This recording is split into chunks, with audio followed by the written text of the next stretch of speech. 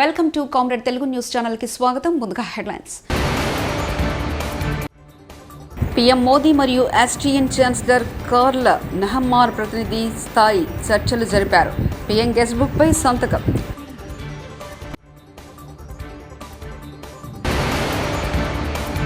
ఉద్యమంలో మేము దీక్షలు చేస్తుంటే నువ్వేమో చంద్రబాబు సంఖ్య నాకినావు. రేవంత్ పై గాదరి కిషోర్ ఫైర్. మీరు ప్రజల్లోకి వెళ్ళింది దోచుకోవడానికి, కేటీఆర్ను ఏపీ మంత్రి కౌంటర్.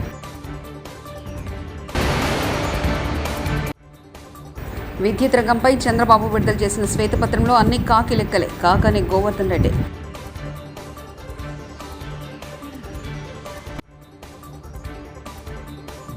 ఆస్ట్రియా పర్యటనలో ఉన్న ఆస్ట్రియాలోని వియన్నాలో ఫెడరల్ ఛాన్సలర్ జూలై 10న ప్రధాని నరేంద్ర మోదీ మరియు ఆస్ట్రియా ఛాన్సలర్ కార్ల్ నెహ్మార్ ప్రతినిధి స్థాయి చర్చలు జరిపారు.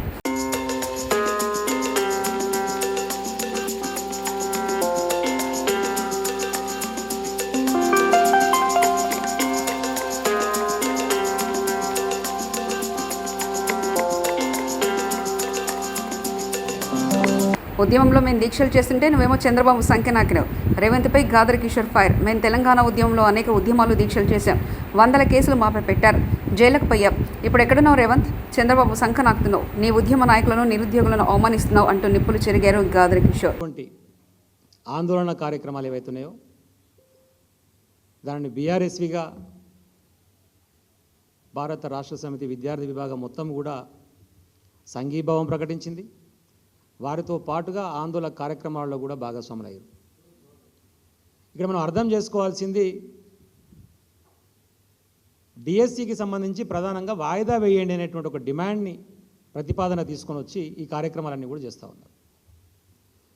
సరే, డిఎస్సికి సంబంధించి వాయిదా వేయటానికి ప్రభుత్వపరమైనటువంటి ఇబ్బందులు ఏమైనా ఉంటే దానికి ఏంది కారణాలు అనేటువంటిది చెప్పి ఆ నిరుద్యోగ యువతీ యువకులను ఒప్పించేటువంటి ప్రయత్నం ప్రభుత్వం చేయాలి. అది వారి బాధ్యత. అది చేయకపోగా ఒక దమనకాండని సృష్టించే విధంగా, ఒక భయోందరణ క్రియేట్ చేసే విధంగా తెలంగాణ ఉద్యమంలో కూడా ఉస్మానియా యూనివర్సిటీలోకి పోలీసులు అడుగుపెట్టలేదు. ఒకసారి ఫిబ్రవరి 14వ తారీఖు నాడు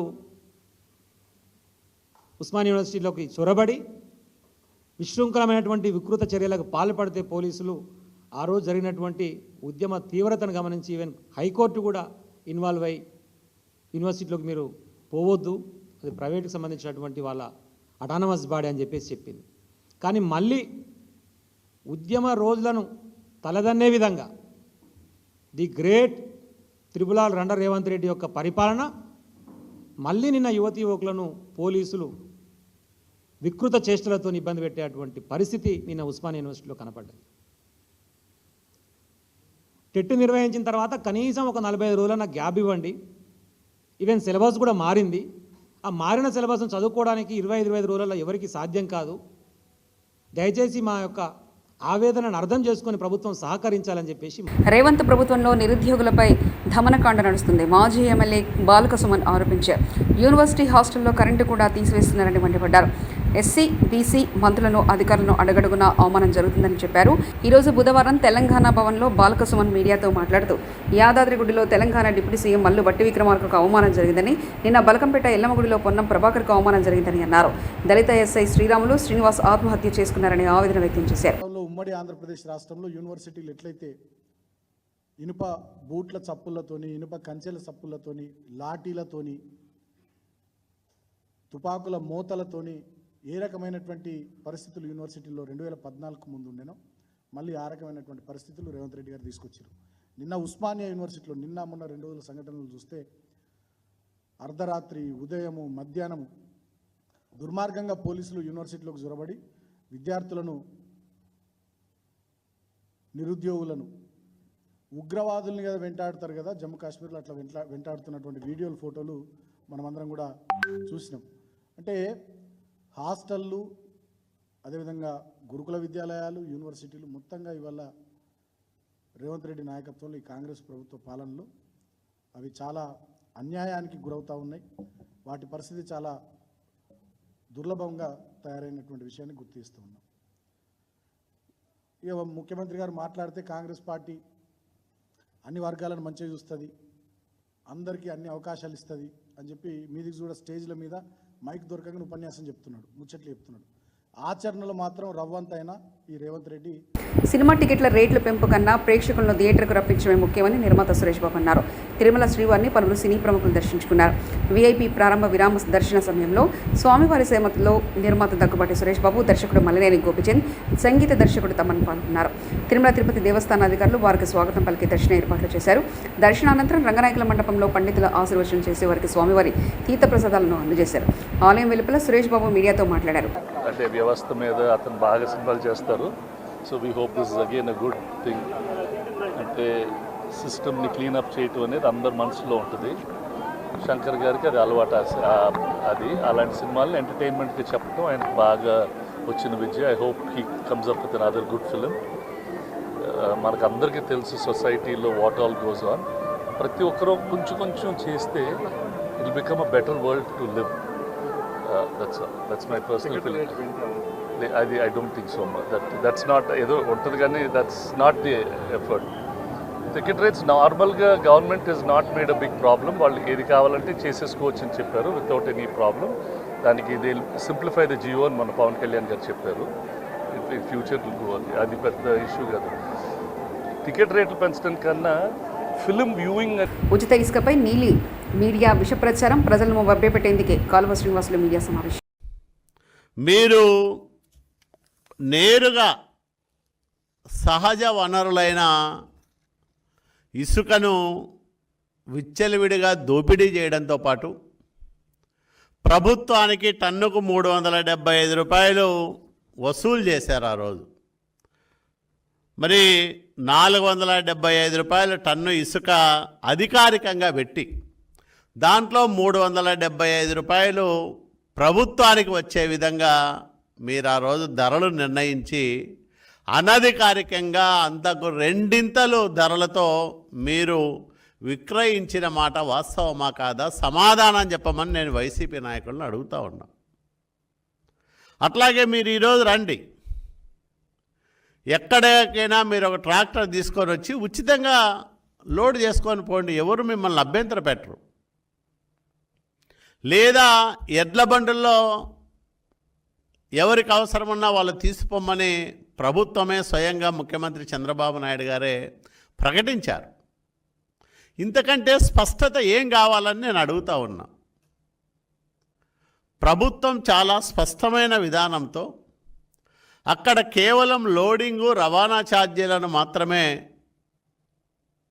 వసూలు చేస్తూ ప్రజలకు ఉచితంగా ఇసుకను అందజేస్తూ ఉంటే వైసీపీ నాయకులకి. ఏపీలో వైకాపా కేతిరెడ్డి ఎందుకు ఓడిపోయారో తెలియడం లేదంటూ తెలంగాణ ఎమ్మెల్యే చేసిన వ్యాఖ్యలపై మంత్రి సత్యకుమార్ ధీటుగా సమాధానమిచ్చారు. తెలంగాణలో భారస, ఆంధ్రప్రదేశ్లో వైకాపా చేసిన ప్రజా వ్యతిరేక హింసకు ప్రజలు తగిన గుణపాఠం చెప్పి ఇంటికి సాగనంపారని విమర్శించారు. మీకు మీరే మంచివారంటూ సర్టిఫికెట్లు ఇచ్చుకుంటే సరిపోతుందా కేటీఆర్ అంటూ ప్రశ్నించారు. రాష్ట్రంలో డయేరియా అదుపులో ఉందని, అధికార యంత్రాంగం తగిన చర్యలు తీసుకుంటుందని మంత్రి తెలిపారు.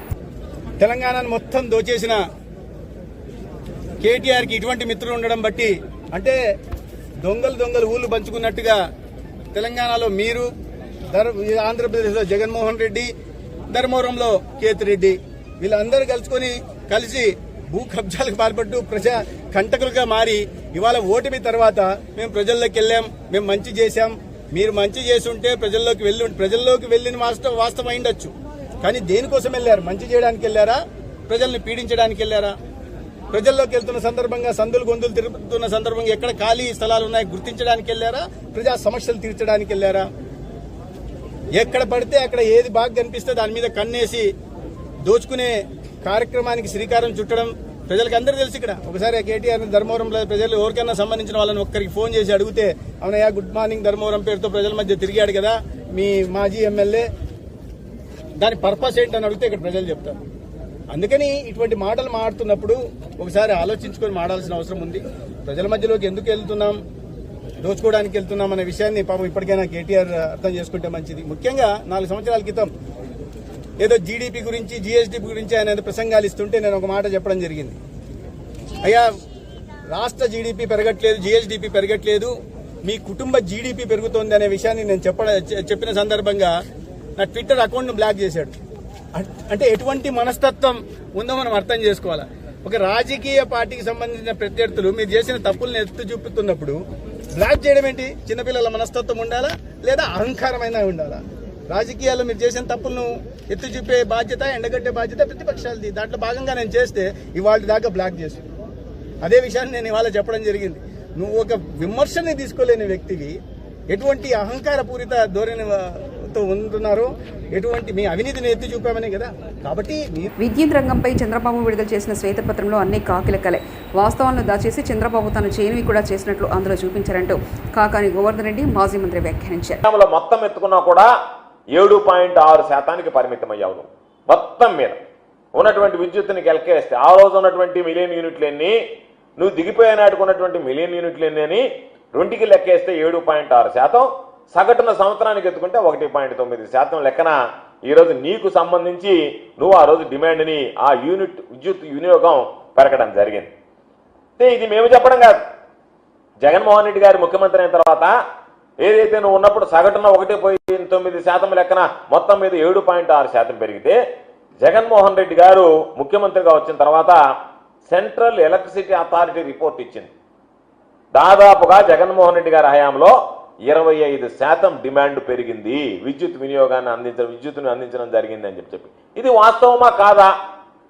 ఏదైతే నీకు వాస్తవాలు ఉన్నాయో, గత ప్రభుత్వంలో చేసినటువంటి అభివృద్ధి ఉందో దాన్ని కన్వీనియంట్గా పక్కన పెట్టేసి నువ్వు చేయనటువంటి దాన్ని నేను చేసినటువంటి అభివృద్ధిగా చెప్పుకోవడం అంటే అది నీ సీనియారిటీ, అది నాకున్నటువంటి అనుభవం చెప్తే చేయగలిగేది ఏమి లేదు.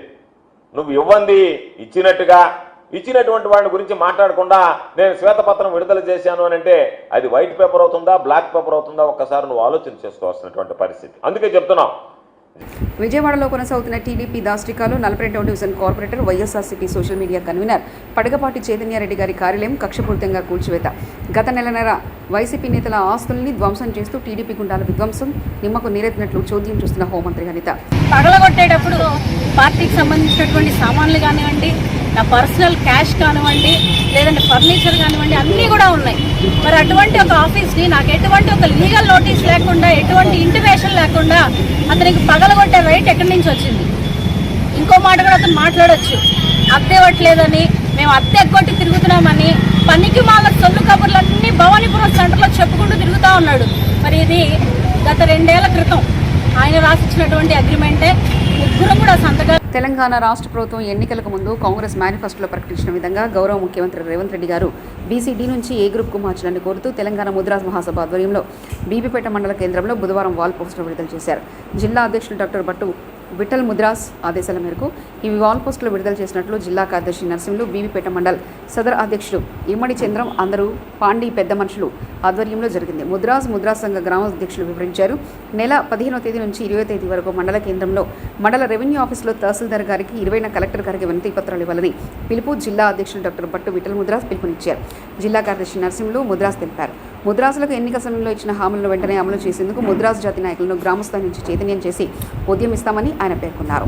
వాల్ పోస్టర్ ఆవిష్కరణ చేశారు. పనుబుట్లు మరియు ఇంట్లో పొందుపరిచిన ప్రతి లైన్లో మాకు వచ్చే విధంగా మాకు రావాలని ప్రభుత్వాన్ని వేడుకుంటూ మనం ముద్రాలను చిన్న చూపు చూడకుండా ప్రతి ఒక్క దానికి మనకు చేపల పొత్తు కానీ ఇంకా మనకు ఏదన్నా జాగలు కూడా 3 ఎకరాల జాగలు కూడా ప్రతి గ్రామాన కూడా కేటాయించాలి.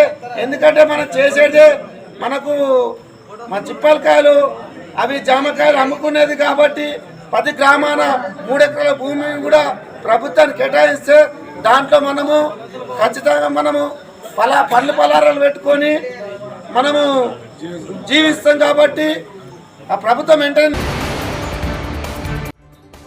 పీఎం మోదీ మరియు ఆస్ట్రియన్ ఛాన్సలర్ కార్ల్ నెహమ్మార్ ప్రతినిధి స్థాయి చర్చలు జరిపారు. పీఎం గెస్ట్ బుక్పై సంతకం.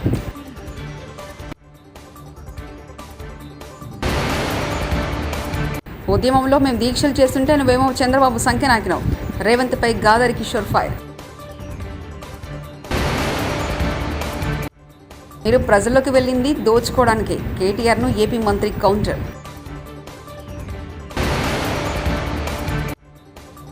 విద్యుత్ రంగంపై చంద్రబాబు విడుదల చేసిన శ్వేతపత్రంలో అన్ని కాకి లెక్కలే, కాకని గోవర్ధన్ రెడ్డి.